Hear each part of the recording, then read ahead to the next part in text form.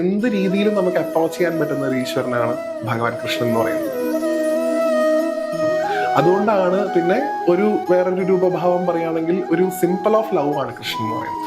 അപ്പോൾ ഒരു പ്രേമസങ്കല്പമായിട്ടുള്ള കൃഷ്ണനെ റിലേറ്റ് ചെയ്ത് നമ്മൾ എന്ത് സംസാരിച്ചാലും അതിന് കുറച്ചുകൂടെ അക്സെപ്റ്റൻസ് കൂടുതലായിരിക്കും. അതുകൊണ്ടാണ് ഗുരുവായൂർ ഇത്രയും തിരക്കുന്നത്. എന്ന് മുതലാണ് ഒരു കൃഷ്ണഭക്തനാവുന്നത്? തുടക്കം മുതലേ കുഞ്ഞുനാൾ മുതലേ കൃഷ്ണഭക്തനാണോ? അത് കഴിഞ്ഞ് പിന്നെ ഞാൻ ഗുരുവായൂർ പോകുന്നത് BTech ഫൈനൽ ഇയറിന് പഠിക്കുമ്പോൾ ഒരു 17 വർഷം ഗുരുവായൂർ ക്ഷേത്രം ഞാൻ കണ്ടിട്ടില്ല. ഇടയ്ക്ക് ക്ഷേത്രമൊക്കെ പറഞ്ഞാൽ നിങ്ങൾ ഭഗവാനോട് സംസാരിക്കുക, ഈവൻ എന്താണ് സുഖാണോ എന്നൊക്കെ നമുക്ക് ഒരു കമ്മ്യൂണിക്കേഷൻ വേണം ഈശ്വരനായിട്ട്. പുറത്തുള്ള ആൾക്കാർ നമുക്ക് കിളിപ്പോയിന്നൊക്കെ പറയും. നമുക്ക് ഇഷ്ടമുള്ള കാര്യങ്ങളൊക്കെ തന്നെ നമുക്ക് ഗുണകരമായിട്ട് വന്നോളുന്നില്ല. അതിനെ നമ്മൾ ഹിതം എന്ന് പറയും. ഭഗവാൻ എനിക്ക് കല്യാണം നടക്കണേ എന്ന് പ്രാർത്ഥിച്ചാൽ ഭഗവാൻ അത് നടത്തി തരുന്നില്ലെങ്കിൽ അതിന്റെ അർത്ഥം കല്യാണം കൊണ്ട് നിങ്ങൾക്ക് എന്താ പ്രശ്നം വരുന്നുണ്ടെന്നുള്ളതാണ്. എന്തെങ്കിലും പ്രശ്നത്തിനായിരിക്കും പോകുന്നുണ്ടാവുക. അപ്പൊ നമുക്ക് 1 ലക്ഷത്തിന്റെ എസ്റ്റിമേറ്റ് തരും. അല്ലെങ്കിൽ ഒരു ജ്യോതിഷീനെ കണ്ടാൽ പോലും നമുക്ക് തരുന്നത് ഇന്ന ഹോമങ്ങൾ, ഇന്ന പൂജകൾ ചെയ്യണം, അതൊക്കെ ചെയ്താൽ മാത്രമായിരിക്കും നമ്മുടെ കാര്യങ്ങൾ നടക്കുക. നമ്മളെല്ലാവരും താൻ പാതി ദൈവം പാതി എന്നല്ലേ പറയും. പാതിയാണ് ഫസ്റ്റ്, ദൈവത്തിന്റെ പാതി സെക്കൻഡ് ഉള്ളൂ. ഉണ്ണിക്കണ്ണന്റെ കഥകളും കുസൃതികളും എല്ലാം കേൾക്കാൻ നമുക്ക് എല്ലാവർക്കും ഒരുപാട് ഇഷ്ടമാണ്. അത്തരത്തിലുള്ള കഥകൾ നമ്മളിലേക്ക് എത്തിക്കുന്ന ഒരാളാണ് ഇന്ന് എനിക്കൊപ്പം ഉള്ളത്. വ്യാസൻ ചേട്ടനാണ്. വ്യാസൻ ചേട്ടൻ നമസ്കാരം. നമസ്തേ. ഇൻസ്റ്റഗ്രാമിലും യൂട്യൂബിലൊക്കെ കണ്ട് വ്യാസൻ ചേട്ടന്റെ മുഖമൊക്കെ എല്ലാവർക്കും സുപരിചിതമാണ്. അവിടെ ഞാനിങ്ങനെ ഇൻട്രോ വേണം നീട്ടുന്നൊന്നുമില്ല.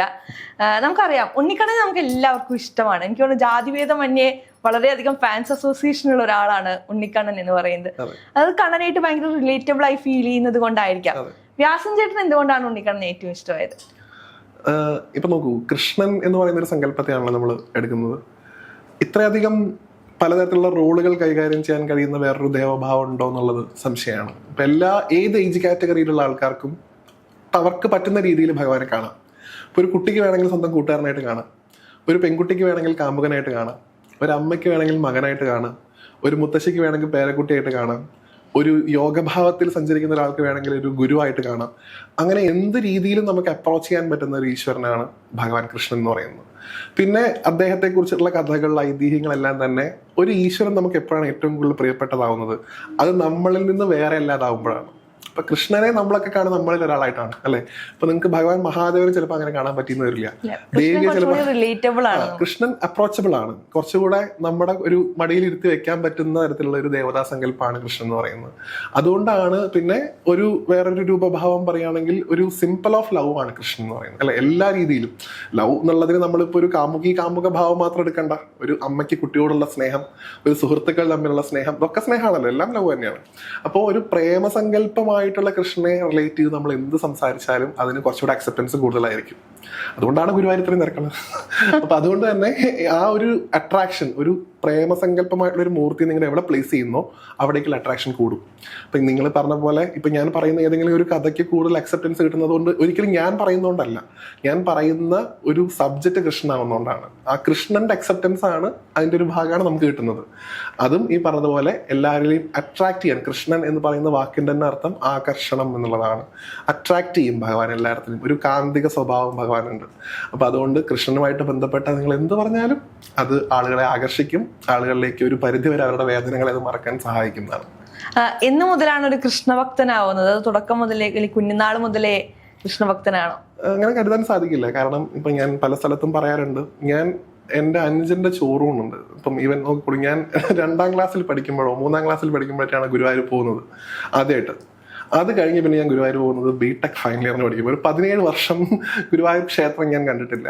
ഇപ്പൊ ഗുരുവായൂരപ്പനെ, കൃഷ്ണൻ എന്ന് പോലും ഉദ്ധരിച്ച് ഞാൻ പല സമയത്തും സംസാരിക്കാറില്ല. ഞാൻ എപ്പോഴും ഗുരുവായൂരപ്പൻ എന്ന് പറഞ്ഞിട്ടാണ് സംസാരിക്കുന്നത്. കൃഷ്ണൻ എന്ന് പറയുന്ന വാക്ക് തന്നെ വളരെ കുറവാണ്.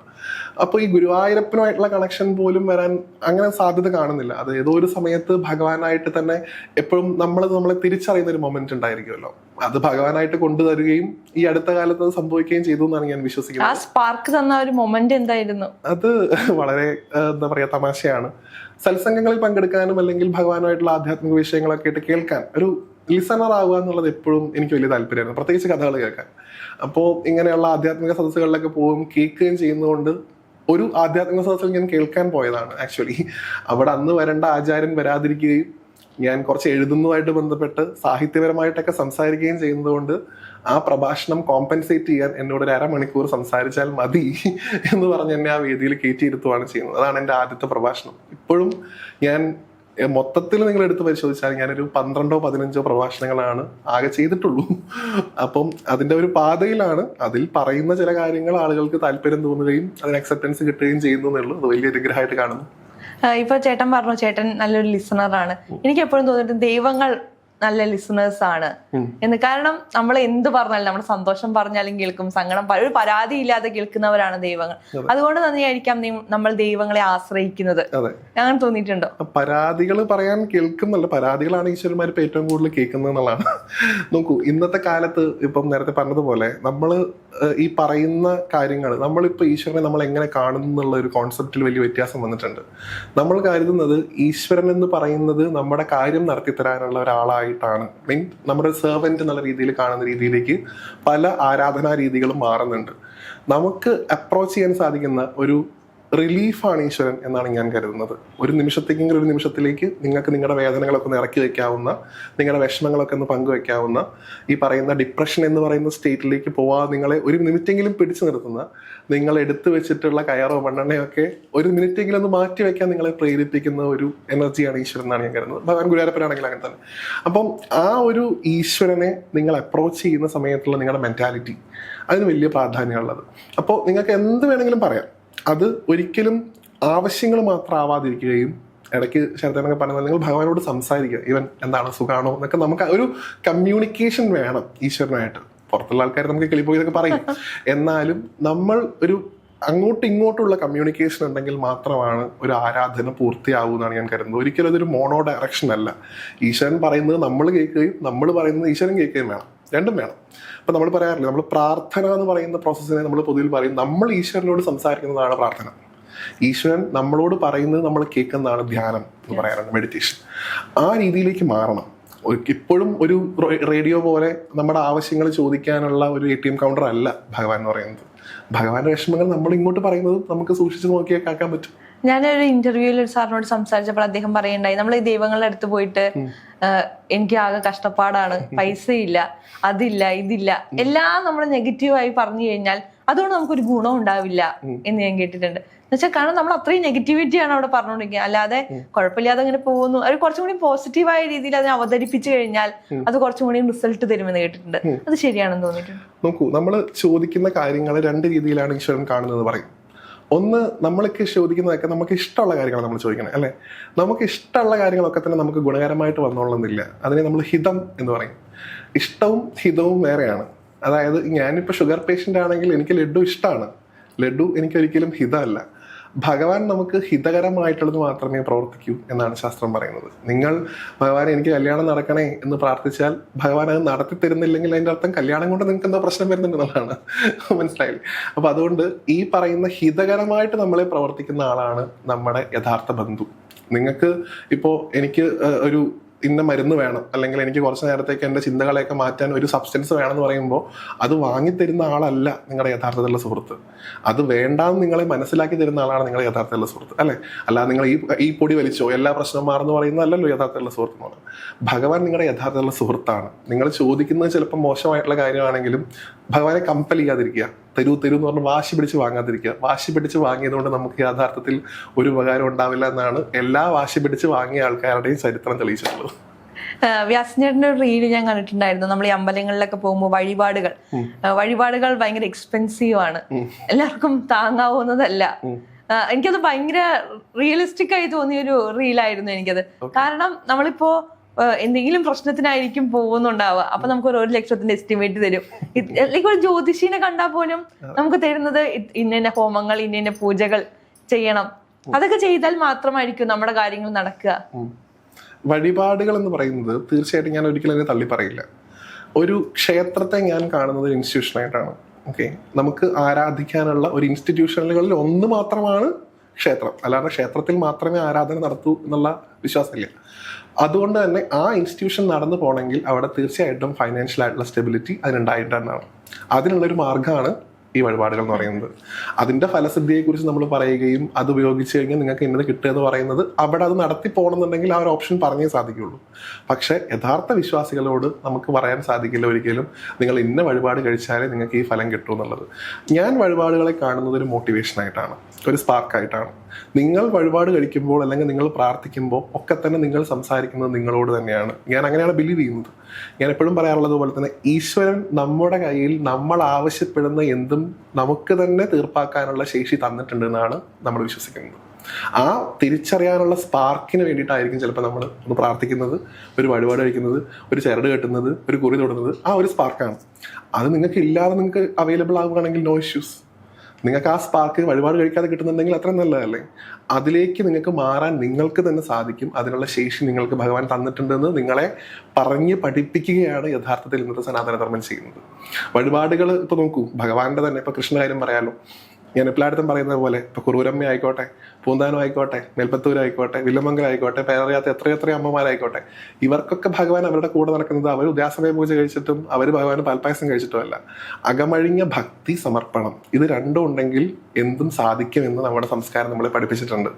വഴിപാടുകളിലും അർച്ചനകളിലും സോക്കോൾഡ് മാർക്കറ്റിംഗ് തന്ത്രങ്ങളിലും നമ്മുടെ വിശ്വാസത്തെ തളച്ചിടുമ്പോഴാണ് അത് ഇന്നത്തെ തലമുറയ്ക്ക് പരിഹാസ്യമാവുന്നതെന്നാണ് ഞാൻ വിശ്വസിക്കുന്നത്. പക്ഷെ ഇന്നത്തെ കൂടുതൽ ആരാധനാലയങ്ങളും കുറച്ചും കൂടി അങ്ങനെ ആയി മാറിക്കൊണ്ടിരിക്കുകയല്ലേ. ഇപ്പൊ നമുക്കറിയാം ചില അമ്പലങ്ങൾക്കൊക്കെ ഇൻസ്റ്റാഗ്രാം പേജും ഞാൻ തന്നെ ചെയ്യാറുണ്ട്. അല്ല, അതിൽ ഞാൻ തെറ്റ് പറയുന്നില്ല. ഞാൻ പറഞ്ഞല്ലോ, ആ ഒരു ഇൻസ്റ്റിറ്റ്യൂഷൻ നിന്ന് പോവുക എന്നുള്ളത് ഇന്നത്തെ കാലത്ത് ഈ ധർമ്മം ആവശ്യപ്പെടുന്നു. എല്ലാ ആളുകൾക്കും വീട്ടിലിരുന്ന് പ്രാർത്ഥിക്കാനും നാമം ചൊല്ലാനും. ഞാൻ പറഞ്ഞില്ലേ, അമ്പലം ഒരു ഇൻസ്റ്റിറ്റ്യൂഷനാണ്. നിങ്ങൾക്ക് ചിലപ്പോൾ വീട്ടിൽ ചെയ്യാൻ സാധിക്കാത്ത അവിടെ പോയി ചെയ്യാം. അതിനുള്ളൊരു അറ്റ്മോസ്ഫിയർ അവിടെ ഉണ്ടാവും. ആ അറ്റ്മോസ്ഫിയർ നിലനിർത്തുക എന്നുള്ളത് ആ ധർമ്മത്തിൽ വിശ്വസിക്കുന്ന ആൾക്കാരുടെ കർത്തവ്യമാണ്. അവർക്ക് ചെയ്യാൻ സാധിക്കുന്നവർ അവർ ചെയ്യട്ടെ. ഞാൻ ഒരിക്കലും ഗുരുവായൂരപ്പന് 100 പവന്റെ കിരീടം കൊടുക്കുന്ന ആൾക്കാരെയോ കാർ വാങ്ങി കൊടുക്കുന്ന ആൾക്കാരെയോ മഹീന്ദ്രയുടെ വണ്ടി വാങ്ങി കൊടുക്കുന്ന ആൾക്കാരെയോ ഞാൻ കുറ്റം പറയാറില്ല. അവരുടെ ബിലീഫ്, അവരത് വിശ്വസിക്കട്ടെ. നമുക്ക് നമ്മുടേതായിട്ടുള്ള ബിലീഫ്, നമ്മുടേതായിട്ടുള്ള വീക്ഷണകോണുകൾ, രണ്ടും ഓരോരോ കൺസെപ്റ്റിൽ അവരവർക്ക് ശരികളായിരിക്കാം. അത് ഏത് ശരിയാണ് ഏത് തെറ്റാണെന്ന് നിർവചിക്കാൻ നമ്മൾ ആരുമല്ലല്ലോ. അവരുടെ വിശ്വാസം ചെറുതും എൻ്റെ വിശ്വാസം വലുതെന്ന് പറയാൻ ഞാൻ ആരുമല്ല. തിരിച്ചും ഇതേ മാന്യത അവർ തിരിച്ചും കേൾപ്പിക്കേണ്ടതാണ്. അപ്പം അതുകൊണ്ട് തന്നെ അങ്ങനെ ചെയ്യുന്നവർ അങ്ങനെ ചെയ്യട്ടെ. പക്ഷെ ഒരിക്കലും ഈ വഴിപാടുകളൊന്നും ശരിയല്ല, അതൊന്നും ആരും ചെയ്യേണ്ടതായിട്ടില്ല എന്ന് ഞാൻ എവിടെയും പറയാറില്ല. ക്ഷേത്രം എന്ന് പറയുന്ന ഇൻസ്റ്റിറ്റ്യൂഷൻ നടന്നു പോകാനാണെന്നുള്ള വിശ്വാസത്തോടു കൂടി അത് ചെയ്യാം, അത്രേ ഉള്ളൂ. ഓക്കെ, ഇനി നമുക്ക് തിരിച്ച് ഗുരുവായൂരപ്പനിലേക്ക് വരാം. എനിക്ക് ഗുരുവായൂർ അമ്പലത്തിൽ പോകുമ്പോൾ ഏറ്റവും കൗതുകം തോന്നിയിട്ടുള്ളത് മഞ്ചാടി വാരിയിടാനാണ്. നമ്മൾ കേട്ടിട്ടുണ്ട് കുഞ്ഞുങ്ങൾക്ക് കുറുമ്പ് മാറാനാണ് മഞ്ചാടി. ശരിക്കും അതിന്റെ ഒരു ഐതിഹ്യം എന്താണ്? യഥാർത്ഥത്തിൽ ഒരുപാട് കഥകൾ പറഞ്ഞു കേൾക്കുന്നുണ്ട്. ഗുരുവായൂർ അമ്പലത്തിൽ മഞ്ചാടി മാത്രമല്ല അതിനകത്തുള്ളത്. നിങ്ങൾ ശ്രദ്ധിച്ചു നോക്കിയാൽ കാണാം, അതിനകത്ത് കടുക് ഉപയോഗിക്കാറുണ്ട്, കുന്നിക്കുരു ഉപയോഗിക്കാറുണ്ട്. ഒരുപാട് കഥകളുണ്ട്. എനിക്ക് ഒരു ചുരുങ്ങിയ സമയത്ത് ചെയ്യാൻ സാധിക്കുന്ന ഒരു കഥ പറയുന്നത്, ഒരു വയസ്സായ ഒരു മുത്തശ്ശി, ഞാൻ തന്നെ പറഞ്ഞൊരു റീലിൽ ഉണ്ടായിരുന്നത്, അതായത് നമ്മളൊരു പ്രത്യേകിച്ച് ഗുരുവായൂർ ക്ഷേത്രത്തിലിരിക്കുന്ന ഒരു ഉണ്ണിയാണ് എന്നാണ് സങ്കല്പം. ഒരു ഉണ്ണികൃഷ്ണനാണ് അവിടെ ഉള്ളത്. അപ്പൊ ഈ ചെറിയ കുട്ടികളുള്ള വീട്ടിലേക്ക് പോകുമ്പോൾ നമ്മൾ എന്തെങ്കിലും കൊണ്ടുപോയില്ലേ, വല്ല മധുര പലഹാരങ്ങളോ കളിപ്പാട്ടങ്ങളോ എന്തെങ്കിലും കൊടുക്കുമ്പോൾ കുട്ടികൾക്ക് ഉണ്ടാവുന്ന ഒരു സന്തോഷമുണ്ട്. ഇപ്പൊ ഒരു ശിവന്റെ അമ്പലത്തിൽ പോകുമ്പോൾ ഞാൻ അങ്ങനെ പറയാറില്ല. ഇപ്പൊ കൃഷ്ണ അമ്പലത്തിൽ പോകുമ്പോൾ ഒരു കുട്ടി അവിടെ ഇരിക്കുന്നു, നിങ്ങൾക്ക് ഇഷ്ടമുള്ളത് കൊടുത്തോളൂ, പൊതുവിൽ പറയാറുണ്ട്. അപ്പം അതേ കൺസെപ്റ്റിൽ തന്നെ വിശ്വസിച്ചിരുന്ന ഒരു മുത്തശ്ശി, ഒരു വീട്ടു ജോലിക്കാരിയായിരുന്ന മുത്തശ്ശി, അവർക്ക് ഗുരുവായൂർ പോകാനുള്ള പൈസ തന്നെ കഷ്ടമായിട്ടേ ഉള്ളൂ. അപ്പോഴാണ് നമ്മൾ ഈ ഗിഫ്റ്റ് വാങ്ങാനും ഡ്രസ്സ് എടുത്തു കൊടുക്കാനും പട്ട് വാങ്ങാനുള്ള പൈസയൊന്നും പാവത്തിന് അടുത്തുണ്ടായിരുന്നില്ല അത്രേ. അപ്പൊ അദ്ദേഹം ഗുരുവായൂർ പോകാൻ വേണ്ടിയിട്ട് നോക്കുന്ന സമയത്ത് കഷ്ടിച്ച് പോകാനുള്ള ബസ് കാശേ ഉള്ളൂ. ഉണ്ണിക്ക് എന്തെങ്കിലും കൊടുക്കണം എന്ന് വലിയ ആഗ്രഹമുണ്ട്. അപ്പൊ വേലിപ്പടർപ്പിൽ നോക്കിയപ്പോൾ അവിടെ കുറച്ച് മഞ്ചാടി മണികളും കുന്നിക്കുരുക്കളൊക്കെ കിടക്കുന്നത് കണ്ടു അത്രേ. അപ്പം ഇത് ഒരു കിഴി കിട്ടിയിട്ട് കൊടുക്കാം, കുട്ടികൾക്ക് ഇതൊക്കെ നീക്കി കളിക്കാനൊക്കെ ഭയങ്കര ഇഷ്ടമാണല്ലോ കുഞ്ഞു പിള്ളേർക്ക്. അപ്പൊ അവര് ഈ ഒരു കിഴി കെട്ടി ഗുരുവായൂർ പോയിരുന്നു. ആ ഗുരുവായൂർ അമ്പലത്തിന്റെ നട കിടക്കുന്ന സമയത്തുണ്ടായ റഷില്, തിരക്കിൽ പെട്ട് ഇവരുടെ ഈ ഒരു കുന്നിക്കുരുവിന്റെ ഈ സഞ്ചി അഴിഞ്ഞു പോവുകയും ചെയ്തു എന്നാണ്. അപ്പോൾ ഈ അമ്മ ഈ തിരക്കൊക്കെ കഴിഞ്ഞ് ഈ ഓരോ കുന്നിക്കുരു ഇങ്ങനെ പെറുക്കി എടുക്കുമ്പോൾ ഒരു കുട്ടി ഈ അമ്മയുടെ അടുത്തിരുന്ന് ഈ കുന്നിക്കുരുവൊക്കെ പെറുക്കി അമ്മയ്ക്ക് കൊടുത്തയച്ചു എന്ന് പറയുന്നുണ്ട്. അമ്മ ഭഗവാൻ എനിക്ക് ഇതേ തരാനുള്ളൂ എന്ന് സമർപ്പിച്ച് പോരുകയും ചെയ്തു എന്നാണ് കഥ പറയുന്നത്. ഇതേ ദിവസം തന്നെ ഗുരുവായൂർ ക്ഷേത്രത്തിൽ ഒരു ആനയെ നടക്കിരുത്തുന്ന ഒരു ചടങ്ങുണ്ടായിരുന്നു എന്ന് പറയുന്നത്. അപ്പൊ സാധാരണ ആനയെ നടക്കിരുത്തുമ്പോൾ നമ്മൾ കരിമ്പടം വിരിക്കും, ഒരു പൂജയൊക്കെ ചെയ്ത് അതിന്റെ മുകളിൽ ആന ഇരുത്തിയിട്ടാണ് പൂജയൊക്കെ ചെയ്യുക. അപ്പൊ ഇദ്ദേഹം ഒരു ബാംഗ്ലൂർ വ്യവസായിരുന്ന ഒരാള് അവിടെ വന്ന് ഈ ആനയെ നടക്കിയിരുത്തി അദ്ദേഹം തിരിച്ചുപോയി. അദ്ദേഹം കാര്യപ്പെട്ട വഴിപാടൊക്കെ ഗുരുവായൂർ ചെയ്തിരുന്നു, സോക്കോൾഡ് ഈ പറഞ്ഞ സാധനങ്ങളൊക്കെ, പാൽപ്പായസം, ചമയം, കളഭമൊക്കെ. അദ്ദേഹം വീട്ടിൽ പോയതിനു ശേഷം രാത്രി അദ്ദേഹത്തിന് സ്വപ്നത്തിൽ എല്ലാ ദിവസവും ഒരു കുട്ടി കിടന്ന് കരയുന്നതായിട്ടുള്ള സ്വപ്നം അദ്ദേഹം എല്ലാ ദിവസവും കാണാൻ തുടങ്ങി. ഒരു കുട്ടി നിന്ന് ഇങ്ങനെ കരയുക, ഈ കുട്ടികൾ കരയുന്നത് വലിയ സുഖമുള്ള കാര്യമല്ലല്ലോ. അപ്പൊ അദ്ദേഹം ഞെട്ടിയോടെ ഈ കുട്ടി എന്തിനാണ് കരയുന്നത് എന്നുള്ളൊരു സങ്കല്പം വരികയും അദ്ദേഹത്തിന്റെ ഒരു ഗുരുനാഥനോട് ചോദിക്കുകയും ചെയ്തു എന്നാണ്. അപ്പൊ അദ്ദേഹം ഇതേ പ്രശ്നം പോലത്തെ ഏതോ ഒരു ക്രിയ ചെയ്തിട്ട് മനസ്സിലാക്കിയപ്പോൾ അദ്ദേഹം പറഞ്ഞ കാര്യം, ഈ ആനയെ നടക്കിയെത്തിയ സമയത്ത് ഈ ആനയുടെ കരിമ്പരം വിരിച്ചതിന്റെ താഴിൽ ഈ അമ്മ കൊണ്ടുവന്ന ഒരു കുന്നിക്കുരു ഉണ്ടായിരുന്നു അത്രേ. ഈ ആന ഇതിന്റെ മുകളിൽ കയറി ഇരുന്നപ്പോൾ ഈ കുന്നിക്കുരു അരഞ്ഞുപോയി, ചതഞ്ഞരഞ്ഞുപോയി. അപ്പൊ ഗുരുവായൂരപ്പനെ സംബന്ധിച്ചിടത്തോളം തന്റെ അമ്മ തനിക്ക് തന്നൊരു സമ്മാനം നഷ്ടപ്പെട്ട വേദനയാണ്, അല്ലാണ്ട് ആനയെ കിട്ടിയ സന്തോഷമല്ല. അതൊരു സിംബോളിക്കായിട്ട് എടുത്താൽ മതി. നമ്മൾ കൊടുക്കുന്ന കൺസെപ്റ്റിലാണ് ഭഗവാന്റെ അക്സെപ്റ്റൻസ് ഇരിക്കുന്നത്. നിങ്ങൾ ആനയെ കൊടുത്താലും മഞ്ചാടി കൊടുത്താലും അത് എന്ത് മനോഭാവത്തോടു കൂടി കൊടുക്കുന്നു എന്നുള്ളതാണ്. ആ അമ്മയ്ക്ക് അതേ കൊടുക്കാനുള്ളൂ. അതിൽ നിന്ന് കിട്ടിയ ഓരോ മഞ്ചാടിയും ഭഗവാൻ അത്രത്തോളം പ്രിയപ്പെട്ടതാണ്. ഭഗവാൻ പെറുക്കിയിട്ട് പോലും വരണം മിസ്സായി, അതിന്റെ മുകളിലാണ് ആന കയറിയിരിക്കുന്നത്. അതുകൊണ്ട് ഈ ആനയെ കൊടുത്ത ആള് മോശക്കാരനാണെന്നില്ല. അദ്ദേഹം കൊടുത്ത ആനയ്ക്കുള്ള അതേ ഇമ്പോർട്ടൻസ് ആ തെറിച്ചു പോയ ഒരു കുന്നിക്കുരുവിന് ഭഗവാൻ കൊടുക്കുന്നുണ്ട് എന്നുള്ളതാണ്. അപ്പൊ അതുകൊണ്ട് അതിന് ശേഷമാണെന്നും പറയപ്പെടുന്നു. അങ്ങനെ ഒരു കഥ ഗുരുവായൂർ പറഞ്ഞു കേൾക്കാറുണ്ട്. പിന്നെ ഒരു അമ്മയ്ക്ക് കുട്ടികളെ നഷ്ടപ്പെട്ടൊരു കഥ പറയാറുണ്ട്. എന്തായാലും അവിടെ ഇരിക്കുന്ന ഒരു കുട്ടിയാണ്, ആ കുട്ടിക്ക് കളിക്കാനുള്ള കുന്നിക്കുരുവാണ് നിങ്ങൾ ആ ഒരു ഭണ്ണാരത്തിന്റെ അടുത്ത് പോയിട്ട് കൊണ്ടുവയ്ക്കുന്നതെന്ന് കരുതിയാൽ മതി.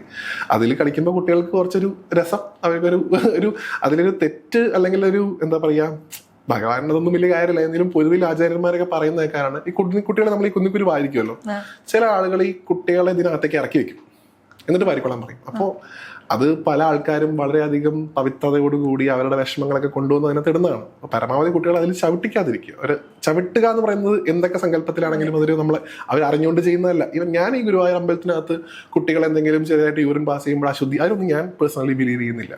പക്ഷെ എന്നാലും അവർ ഞാൻ കൊണ്ടുവന്നൊരു സമ്മാനത്തിൽ ആ കുട്ടി ചവിട്ടുന്നല്ലോ എന്ന് അവർക്ക് തോന്നുമ്പോൾ ഒരു സങ്കടം ഉണ്ടാവുമല്ലോ. അതുകൊണ്ട് പരമാവധി കുട്ടികൾ അതിനകത്ത് ഇറക്കി വെച്ചിട്ട് അത് വാരിപ്പിക്കാതിരിക്കുക എന്നുള്ള റിക്വസ്റ്റ് ഉണ്ട്, അത്രേ ഉള്ളൂ. അപ്പൊ അതാണ് ഈ കുന്നിക്കുരുവിന്റെ ഒരു കഥ എന്ന് പറയുന്നത്. അതിന്റെ അടുത്ത് തന്നെയുള്ള വേറൊരു സംഭവമാണ് ഈ കാല് ഒഴിഞ്ഞു വെക്കുക, അതല്ലെങ്കിൽ ദേഹരൂപങ്ങള് ഒഴിഞ്ഞു വെക്കുക എന്ന് പറയുന്നത്.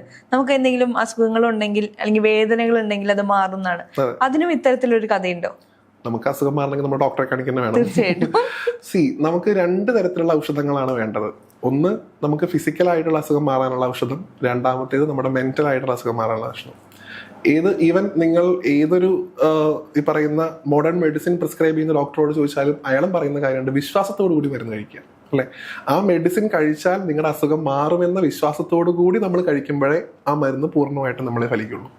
നിങ്ങൾക്ക് എന്തെങ്കിലും തരത്തിലുള്ള പ്രയാസം നിങ്ങൾ അനുഭവപ്പെടുന്നുണ്ടെങ്കിൽ you have to consult a doctor first. അതാണ് ഞാൻ എല്ലാവരോടും, എന്നോട് പറയാറുള്ള ആൾക്കാരോട് ഞാൻ അത് തന്നെ പറയാറുള്ളത്. അറ്റ് ദ സെയിം ടൈം നിങ്ങളൊരു ബിലീവർ ആണെങ്കിൽ നിങ്ങൾക്ക് ഭഗവാനോട് പറയാം, ഭഗവാനെ ഈ എൻ്റെ കാലവേദന മാറിയാൽ ഞാൻ വന്ന് കണ്ടോളാം. അത് നമ്മുടെ മനസ്സിന് ഉണ്ടാക്കി തരുന്ന ഒരു പോസിറ്റീവ് ഫീൽ ഉണ്ട്, അല്ലെങ്കിൽ നമ്മുടെ മനസ്സിനുണ്ടാക്കുന്ന ഒരു ചേഞ്ച് ഉണ്ട്. ആ ചേഞ്ച് ഉണ്ടാക്കാനുള്ള ഒരു മൊഡ്യൂളാണ് അവിടെ നിങ്ങൾ കാണുന്ന വീടാണെങ്കിലും കാലാണെങ്കിലും കണ്ണാണെങ്കിലും ഒക്കെ തന്നെ. നിങ്ങൾക്കത് സമർപ്പിക്കുന്ന സമയത്ത് നമുക്കൊരു ബിലീഫാണ്, ഓക്കെ എൻ്റെ കാര്യം നോക്കാൻ ഇനി ഒരാളുണ്ട്. ആ ബിലീഫിന് ചെറിയതല്ലായിട്ടൊരു പ്രാധാന്യമുണ്ട്, വലിയ പ്രാധാന്യമുണ്ട് അതിന്. അങ്ങനെ ഒരാൾ നമുക്ക് വേണ്ടി ഉണ്ട് എന്ന് പറയുന്നത് എല്ലാ കാര്യത്തിലും, നമുക്കായിട്ടൊരാളുണ്ട് എന്ന് പറയുന്നത് വലിയ കാര്യമല്ലേ, അല്ലെ? ആ നമുക്കായിട്ടൊരാൾക്ക് വേണ്ടി നമ്മളത് മാറ്റി വയ്ക്കുന്ന പ്രോസസ്സാണ് നിങ്ങൾ അവിടെ കണ്ടുകൊണ്ടിരിക്കുന്നത്. നോക്കൂ, ഇതൊക്കെ ഞാൻ പറഞ്ഞല്ലോ, ഇതിനൊക്കെ മാറ്റം വരണം. ഈ കോൺസെപ്റ്റ്സിനൊക്കെ നിങ്ങൾ അങ്ങനെ കാലൊഴിഞ്ഞു വെച്ചുകൊണ്ട് ഒരിക്കലും നിങ്ങളുടെ കാലുവേദന മാറില്ല നമ്മൾ മനസ്സിലാക്കണം. അങ്ങനെ മനസ്സിലാക്കാതിരിക്കുമ്പോഴാണ് നിങ്ങൾ ഗുരുവായൂരപ്പനുമായിട്ട് ഡിസ്റ്റൻസ് കൂട്ടുന്നത്. നിങ്ങൾ എന്താ പറയുക, ഞാൻ കാലൊക്കെ ഒഴിഞ്ഞു വെച്ചു, അല്ലെങ്കിൽ പാൽപ്പായസം കഴിച്ചു, ഞാൻ തിരുവണ്ണമാല കഴിച്ചു, എൻ്റെ കാലിലെ അസുഖം മാറിയില്ല. ഭഗവാൻ തന്നെ പറയുന്നത് നിങ്ങൾ ആദ്യം ഡോക്ടറെ പോയി കണ്ടിട്ട് അനുവദിക്ക് വന്നാൽ മതി. ആ മെഡിസിനും കൂടെ ചേരുമ്പോഴാണ് എനിക്ക് എന്തെങ്കിലും ചെയ്യാൻ പറ്റുള്ളൂ. ലോട്ടറി എടുക്കണം, എന്നാലേ ലോട്ടറി അടിക്കുള്ളൂ. ഭഗവാനെ ലോട്ടറി അടിക്കണമെന്ന് വെറുതെ പ്രാർത്ഥിച്ചിട്ട് കാര്യമില്ല, പ്രാർത്ഥിച്ച ശേഷം ലോട്ടറി എടുക്കുക വേണം. അതുപോലെ നിങ്ങൾ എപ്പോഴാണ് വെറും ഈ ബിലീഫുകളിൽ മാത്രം ഈ പാവപ്പെട്ട ഭക്തരെ കൊണ്ടിടുന്നത്, അത് ഈ ധർമ്മത്തെ വീണ്ടും പരിഹാസ്യമാക്കുകയേ ചെയ്യുള്ളൂ. അതുകൊണ്ടാണ് ഇന്ന് പല ആളുകളും വഴിപാട് കഴിച്ചാൽ, പൂജ കഴിച്ചാൽ അസുഖം മാറും. എങ്ങനെയാ പൂജ കഴിച്ചാൽ അസുഖം മാറാം? ഒരു ക്യാൻസർ വന്ന ഒരാളോട് നിങ്ങൾ ഗുരുവായൂർ പോയിട്ട് 4 പ്രദക്ഷിണം ചെയ്യും, അസുഖം മാറും, നമുക്ക് എങ്ങനെ പറയാൻ സാധിക്കുക? അറ്റ് ദ സെയിം ടൈം അവർ ട്രീറ്റ്മെന്റ് എടുക്കുകയും ഗുരുവായൂരപ്പൻ്റെ അടുത്ത് പോകുമ്പോൾ അവരുടെ മനസ്സിൽ റിലീഫ് കിട്ടുകയും ചെയ്യുന്നുണ്ടെങ്കിൽ ആ മെഡിസിൻ കുറച്ചുകൂടെ നന്നായിട്ട് വർക്ക് ചെയ്യുന്നതാണ് ശാസ്ത്രം പോലും പറയുന്നത്. അതിനാണ് നിങ്ങൾ ക്ഷേത്രത്തിൽ പോകുന്നത്. നമ്മളെല്ലാവരും താൻ പാതി ദൈവം പാതി എന്നല്ലേ പറയും. നമ്മുടെ പാതിയാണ് ഫസ്റ്റ്, ദൈവത്തിന്റെ പാതി സെക്കൻഡേ ഉള്ളൂ. ഇപ്പൊ മൊത്തത്തിൽ ദൈവത്തെ ഏൽപ്പിക്കുന്ന ഒരു അവസ്ഥയാണ്. ഒരിക്കലും ചെയ്ത് ഞാൻ പറഞ്ഞല്ലോ, നമ്മുടെ മനസ്സിനകത്തുള്ള ഒരു പവർ ഉണ്ടായിരിക്കുമല്ലോ, അല്ലെങ്കിൽ എനിക്കിപ്പോ ഒരു കാര്യം ചെയ്യാൻ സാധിക്കുന്നുള്ളൊരു ശേഷി ഉണ്ടല്ലോ. എൻ്റെ കഴിവിൽ, ഞാൻ ആ റീലിൽ പറഞ്ഞത് തന്നെയാണത്, എൻ്റെ കഴിവിൽ എന്നേക്കാൾ വിശ്വാസം ഭഗവാനാണ്. ഭഗവാൻ സ്വയം കരുതുന്നു ഞാൻ ഭഗവാനോട് ചോദിക്കുന്ന ഒരു കാര്യം എനിക്ക് തന്നെ സ്വയം ചെയ്യാൻ സാധിക്കുമെന്ന്. അതിന് എൻ്റെ ഭാഗത്തുനിന്ന് ഒരു എഫേർട്ട് കിട്ടാനാണ് ഭഗവാൻ വെയിറ്റ് ചെയ്യുന്നത്. ആ ഒരു എഫേർട്ട് നിങ്ങൾ എപ്പോൾ എടുക്കുന്നോ ഭഗവാൻ കൂടെ വരും. അല്ലാതെ നിങ്ങൾ കൃഷ്ണ എന്തിന് എന്നോട് ഇങ്ങനെ ചെയ്യുമ്പോൾ ചോദിച്ചിട്ട് ഒരു കാര്യമല്ല. നമ്മുടെ എഫേർട്ടിനാണ് ആദ്യത്തെ പ്രാധാന്യം. ഈവൻ കുരുക്ഷേത്രത്തിൽ ഭഗവാൻ ഈ പറയുന്ന സർവ്വവ്യാപിയായിട്ടുള്ള നാരായണനായിട്ടുള്ള ഭഗവാൻ ഒന്നിങ്ങനെ കൈ ഇങ്ങനെ കാണിച്ചു കഴിഞ്ഞാൽ കുരുക്ഷേത്രമൊക്കെ സെയിം ഒക്കെ ഒറ്റ സോൾവിൽ കഴിയുമായിരുന്നല്ലോ, അല്ലേ? ഭഗവാൻ അർജുനനെ കൊണ്ട് യുദ്ധം ചെയ്യിക്കുകയാണ് ചെയ്യുന്നത്. കാരണം എന്താ, അർജുനന്റെ സ്കില്ലിൽ അർജുനനേക്കാൾ വിശ്വാസം ഭഗവാനുണ്ട്. നമ്മുടെ സ്കില്ലിൽ നമ്മളെക്കാൾ വിശ്വാസം ഈശ്വരനുണ്ട്. അതുകൊണ്ട് എന്തൊരു കാര്യം നിങ്ങൾ ആവശ്യപ്പെടുമ്പോഴും, ഈശ്വര പരീക്ഷ ജയിക്കണമെന്നോ, കല്യാണം നടക്കണമെന്നോ, വീട് വെക്കാൻ സഹായിക്കണമെന്നോ, whatever you are demanding, first effort should be from our side. നമ്മുടെ സൈഡിൽ നിന്നാണ് ആദ്യത്തെ എഫേർട്ട് ഉണ്ടാവും. അത് കഴിഞ്ഞ് പ്രാർത്ഥിക്കാം. ഇപ്പൊ ആനയും അമ്പലവും, അതാണ് ഇൻസ്റ്റഗ്രാം യൂട്യൂബ് ചാനലുകളുടെ പേര്. എന്റെ ചാനലല്ല, എന്റെ പ്രഭാഷണങ്ങളൊക്കെ വരുന്ന ചാനൽ അതാണ്.